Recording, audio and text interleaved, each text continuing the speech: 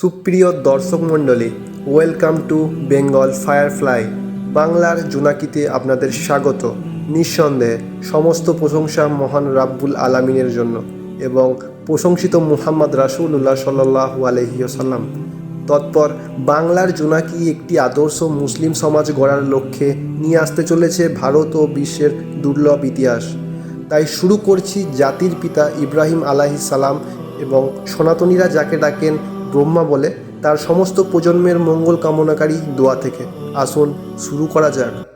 اللهم صل على محمد وعلى آل محمد كما صليت على إبراهيم وعلى آل إبراهيم إنك حميد مجيد اللهم بارك على محمد وعلى آل محمد كما باركت على إبراهيم وعلى آل إبراهيم إنك حميد مجيد।